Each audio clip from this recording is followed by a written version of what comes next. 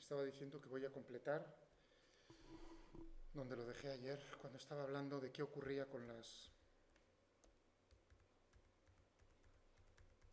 leyes de Newton en sistemas de referencia acelerados.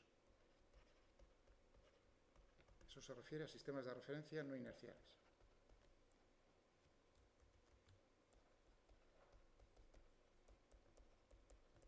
Habíamos dicho que en esos sistemas de referencia las leyes de Newton no valen. Es así de simple. En las leyes de Newton ya plantea Newton y dice, estas leyes van a ser válidas solo con respecto a ciertos observadores. Esos les llamamos inerciales. Entonces, ¿qué ocurre? Con los no inerciales, por ejemplo, el tren acelerándose, el tío vivo girando, ¿qué ocurre? Entonces, en esos sistemas no podemos aplicar, efectivamente, no podemos aplicar suma de fuerzas reales, porque las fuerzas son reales. ¿Qué significa que sean reales? Que hay alguien que las está ejerciendo sobre nuestro cuerpo. Esas son las fuerzas. Siempre hay un causante, un origen. ¿De acuerdo? Esas son las fuerzas. Por ejemplo, la fuerza centrífuga en la que estáis pensando, vengo de corregir ayer ejercicios, estoy con los de mecánica de segundo. Entonces, veo, incluso a ese nivel, en esa titulación, cómo, o sea, iba a decir, es imposible. No es imposible, es... Bien, vengo con esa depre, simplemente, decirlo, ese comentario. Es una cosa tan básica, o sea, no digo básica por sencilla, sino básica porque es importante, que me pone nervioso. Entonces, lo de las fuerzas está claro. Segunda ley de Newton, suma de fuerzas, suma vectorial de fuerzas igual a la masa por aceleración. Eso es en un sistema de referencia inercial y las fuerzas son causadas por alguien sobre nuestro cuerpo que estamos estudiando. Entonces, el asunto es, oye, ¿y no habría alguna posibilidad de hacer algún tejemaneje matemático para poder arreglar ese asuntillo de tal manera que en cualquier sistema de referencia yo pueda decir suma de fuerzas o de algo que tenga dimensiones de fuerza igual a la masa por la aceleración? En ese sistema de referencia la respuesta es sí, y la mostrar eso es muy fácil si uno ha entendido el movimiento relativo. Fijaos que el problema es, tengo dos observadores y uno es inercial, por ejemplo este. Para este valen las leyes de Newton, pero este es no inercial. Por ejemplo, en el caso fácil, acelerado. O sea, ¿está acelerado respecto a quién? Respecto al inercial. Entonces ya veis tipos de casos. Así, a grosso modo, los que os he dicho, el fácil y el difícil. ¿No? El fácil, entre comillas, ¿no? Siempre es la traslación, es decir, que los ejes que van pinchados aquí a la persona no giran con respecto al otro. Y el difícil, entre comillas, el menos fácil, es la rotación. Ese también es una. Entonces estaba ayer con el caso 1, con el fácil. Bien, ¿de acuerdo? Tengo un cuerpo por aquí, un cuerpo puntual, una partícula P, ¿no? Y se está moviendo. Dibujar las trayectorias, uno diría, dibujo la trayectoria. ¿Es esa la trayectoria? Yo tendría que decir, esa curva que he dibujado tan rara, es la trayectoria que ve quién. Porque las trayectorias son diferentes. ¿Entendéis? O sea, es imposible dibujar en este problema una sola trayectoria. Si no digo claramente que esa es, por ejemplo, la que ve el inercial. ¿Vale? Bueno, pues voy a ver. Estoy considerando el observador inercial. Suma de fuerzas. Entonces, valen las leyes de Newton. Fuerza neta. Suma de fuerzas. Por eso es importante tener claro lo de la descomposición de vectores para poder sumar vectores desde igual a 1 hasta n. En el sistema de referencia inercial voy a poner aquí una i. ¿De acuerdo? Esta es la aceleración que tiene el punto, voy a poner P con respecto a i, para que quede mejor claro, P respecto a i. Esto es cierto, porque es un sistema de referencia inercial. fuerzas reales. Que si gravedad, que si muelles, que si cuerdas, que si lo que sea. Liquidado. Muy bien. Pero yo a esto puedo aplicar el movimiento relativo. Y decir, en este caso, en el caso fácil, entre comillas, yo sé que la aceleración de P respecto a I va a ser la aceleración de P respecto al no inercial, ¿de acuerdo? Más la aceleración que tiene el no inercial respecto al inercial. ¿Es eso cierto? Sí. Lo mismo que en el avión, lo que acabo de decir, ¿no? No hay ningún problema. Eso lo hemos visto que es así.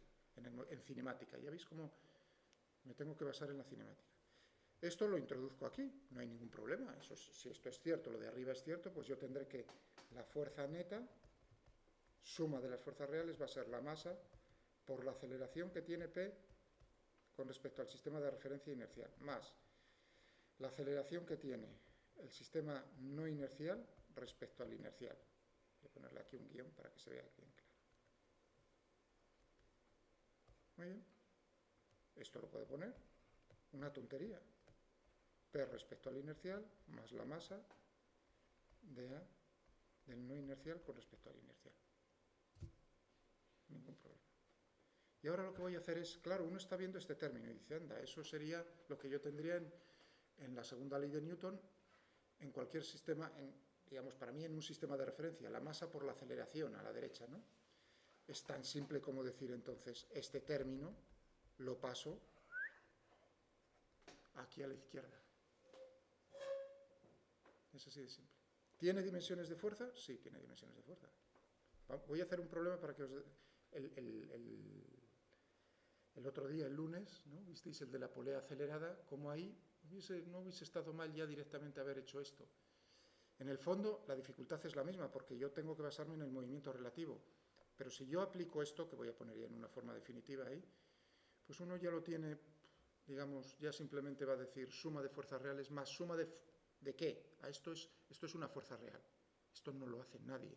Esto es una fuerza ficticia. Se le llama fuerzas ficticias, pseudofuerzas o fuerzas inerciales. Voy a poner la forma definitiva. O sea, en el caso 1 tendré... Voy a poner aquí real, suma de las fuerzas reales, más, porque me interesa que sea siempre suma vectorial, más una cosa, lo de cosa entre comillas, que tiene dimensiones de fuerza y que es esto. Fijaos que lo pongo adrede como más un vector, ese menos significa que tiene la dirección de la aceleración relativa del no inercial respecto al inercial, con sentido cambiado. Eso es lo que me está diciendo cómo es ese vector. No es que los esté restando, sino que estoy sumando vectores. Igual a la masa por la aceleración de P respecto al no inercial. Esto grabado a fuego. Esto es entender. Y ahora esto es en un sistema... Uy, perdón. P es el cuerpo que se está moviendo en el espacio, es mi cuerpo P. Y entonces lo están mirando, observando dos personas, dos observadores. Uno que es inercial y otro que es no inercial. ¿Cómo es la dinámica desde el punto de vista del inercial? Suma de las fuerzas reales igual a la masa por la aceleración respecto a ese señal. ¿Qué es lo que ve cómo se mueve el observador no inercial? Pues se va a mover de tal manera respecto al que se cumple, que la suma de las fuerzas reales que están ejercidas sobre ese cuerpo, esas fuerzas son las mismas, fijaos, uno diría, ¿son diferentes lo que ve uno y otro? No, esos son vectores que los ve todo el mundo por igual, la gravedad, la fuerza que ejerce un muelle, o sea que estos no cambian, son vectores que sí, dependiendo de cómo los descompongamos en sistemas de referencia, las componentes pueden ser diferentes, ningún problema, pero el vector en sí, todos estos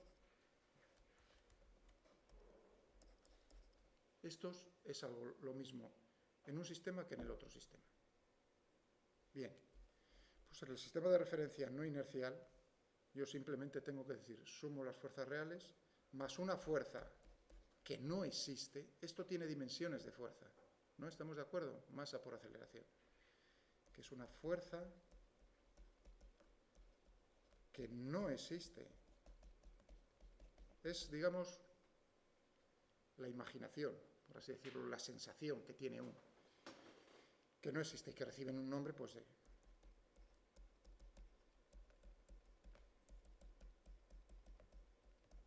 ficticia. Hay veces que en los libros veréis pseudofuerza o fuerzas inerciales.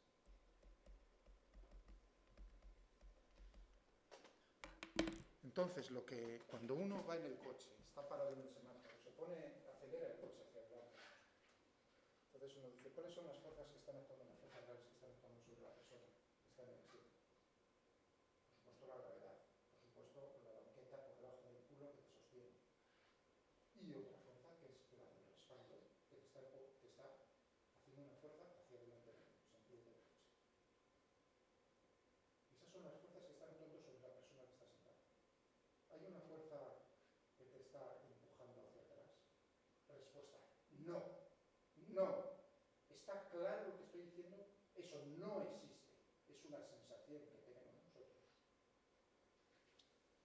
Es esa, ¿no? Esa es la sensación que tienes tú. ¿Sí? Uno dice, ostras, ¿quién me está empujando contra el respaldo del asiento? No, nadie te está empujando al respaldo. Es el respaldo del asiento quien te está empujando a ti hacia adelante. Tienes toda esa sensación. Por supuesto, tú ejerces tercer alegrimiento en una fuerza. Si el respaldo te hace una fuerza sobre ti, tú haces una fuerza real sobre el respaldo del asiento. No hay problema. ¿Está claro eso? Es decir, que si yo en un sistema de referencia visto desde fuera, sistema de referencia considerado inercial, vacío. Fijaos que digo, considerado inercial, porque eso es falso. Porque eso está girando vacío. Pero bueno, para estos problemas, digo, considerado inercial, ¿veis? Es una coletilla que uno dice, si no lo dice, pues uno lo puede considerar sin más inercial. Para ciertos problemas. Entonces digo, visto desde fuera, nada, aíslo el cuerpo, la persona, fuerzas, banqueta, respaldo, gravedad, y encima meto la barra y pongo una fuerza en sentido contrario. Eso está mal. Todo el problema está mal. No importa nada lo que se me explique. Eso está mal. ¿Veis cómo los problemas en estos de dinámica normalmente el fallo suele ser muy inicial? Suele ser en el diagrama de fuerzas. Es fundamental sentarse y parar a pensar lo que está ocurriendo ahí. Eso es, digamos, si falla eso, no me importa nada, lo bien que se descompongan los motores. Que sea un artista, un manitas haciendo eso, me da igual. La base física falla, y eso es mi asignatura. ¿Está claro lo que estoy diciendo? Una pregunta. Cuando hemos hecho un programa de estos de... Ahora hago yo uno con esto. De arrastre de fuerza, o sea, sí, un objeto que no sí, es el ejemplo del otro día. la fuerza normal esa, entonces, es una fuerza ficticia también. La fuerza normal, no, ahora habla de fuerzas normales en cuanto ponga el próximo problema, que va a ser una cuña y un bloque. Las fuerzas normales son fuerzas de contacto. O sea, por ejemplo, una fuerza normal, yo apoyo la mano sobre la mesa, entonces mi cuerpo problema lo considero la mano. Fuerzas que están actuando sobre la mano, la gravedad. Y luego, evidentemente, este cuerpo está ejerciendo una fuerza sobre la mano que es perpendicular a la superficie de contacto. Vamos a decir más lentamente en el problema. Eso se le llama fuerzas normales. Realmente esas fuerzas que son la suma de una cantidad prácticamente, iba a decir, infinita de fuerzas. Porque ¿por qué la mano no atraviesa la mesa si yo hago esto? Pues son repulsiones, son fuerzas electromagnéticas. Es así de simple. Si no, me pegaría una torta como la de estos días. Así. ¿No entendéis? O sea, y esa la suma, porque y tengo electrones todo a lo largo de la... Es decir, la suma vectorial de todas esas fuerzas de repulsión son lo que nosotros llamamos fuerza. O sea, que no es una que está aplicada en un punto, sino que es, digamos, la fuerza resultante suma de muchas fuerzas que están actuando sobre los electrones. Claro, la cantidad es tan enorme, es prácticamente infinito, por eso decía. Pero eso es diferente de lo que estoy hablando. O sea, las fuerzas normales son fuerzas reales, porque las fuerzas de repulsión son fuerzas reales. Entonces, si tú me preguntas, ¿la fuerza normal es una fuerza real? Por supuesto que sí. ¿La fuerza de rozamiento es una fuerza real? Por supuesto que sí. En cualquier sistema de referencia. ¿Vale? Esto es diferente, porque es hacerse la pregunta, ¿Quién está ejerciendo esa fuerza, ese término menos? Nadie. Nadie está ejerciendo esa fuerza. ¿Lo veis? O sea, cuando uno puede pensar, ¿es real? Tú dime quién la ejerce. Y luego hablamos. Si te das cuenta de ese detalle, que no la ejerce nadie, entonces ya te estás dando cuenta de que no es. Por eso decía, para el problema de la polea, el grado de dificultad de aplicar esto para la polea, o aplicar, visto en un sistema de referencia inercial desde fuera, y movimiento relativo, en definitiva uno diría, es lo mismo. No, no es lo mismo, es la misma cantidad de trabajo, porque de trabajo mental que tiene que hacer uno. Lo que pasa que esto tiene la ventaja de que ya, digamos, es una regla que uno tiene siempre. Digo, pues en un sistema de referencia no inercial, acelerado, sumo las fuerzas reales. Fijaos que si me dicen que es acelerado me tienen que dar información acerca de cómo está acelerado respecto a uno inercial. Y uno diría, ahí la pregunta sería, oye, pero a lo mejor puede estar de diferente forma acelerado con respecto a varios sistemas de referencia inerciales. No. Respuesta, no. Solo está acelerado de una manera posible respecto a un sistema de referencia inercial. Porque uno podría decir, claro, es que otro sistema, uno dice, bueno, tengo un sistema de referencia inercial. Para que otro sea inercial se tiene que mover con velocidad constante respecto a ese. Claro, si se mueve con velocidad constante, la aceleración que va a tener un sistema de referencia no inercial respecto a uno o respecto al otro, la aceleración es la misma. Por lo tanto, si estáis pensando, me adelanto a esa pregunta, que a lo mejor sería conveniente, o sea, que le surja a uno en la cabeza y decir, pero ¿no sería posible que esta aceleración fuese diferente? Respuesta, no. Es solo una. Entonces, va a depender también de la masa de cada cuerpo. Simplemente vais a coger la masa del cuerpo, vais a ver cómo es el vector esa aceleración relativa, lo cambiáis de sentido, lo dibujáis en el diagrama del cuerpo libre y a correr, quiero decir, a correr se sigue trabajando de la misma manera. A lo mejor es un ejemplo, pienso yo. ¿Vale? Vamos a hacer un problema muy bonito del Tipler. Capítulo 4. Dejo el punto, no se me ha olvidado el punto 2. Ese va a ser otro problema, para que lo veáis. En este también va a ser naturalmente el de la rotación. Ese es más difícil.